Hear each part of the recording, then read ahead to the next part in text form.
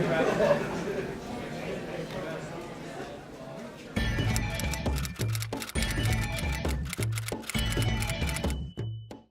have you ever seen like Who Wants to Be a Millionaire and they poll the audience?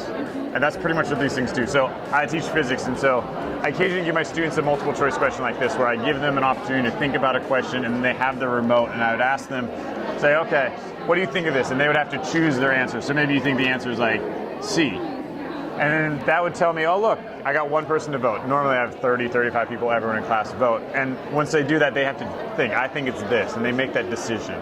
And then I stop and I can show them the results. So I allow them to see like, oh look, that one person chose C. That was what they thought. When I have a class of 35 people, it's all over the place. Everyone chooses different things. And then I give them an opportunity to then try to convince their neighbor like, oh, I'm right. And they try to talk about it. And so through that dialogue of them talking back and forth, they figure things out.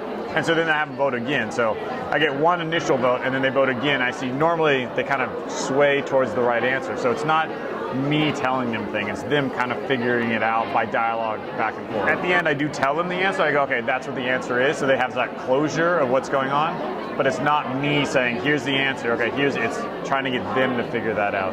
As long as they vote for something, they get full credit. So I don't want that pressure of saying, okay, you need to be right all the time, because if it is, it's like, okay, what's the smart person say, I'll choose that.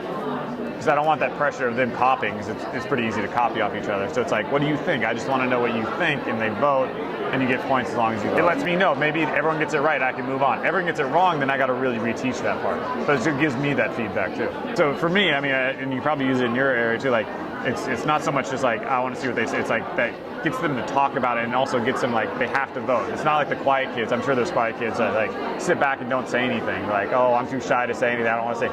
But this way they can still vote, and when they vote, I can see what they're thinking, even if they don't say anything. So like every kid gets to have their voice. So it's cool in that way.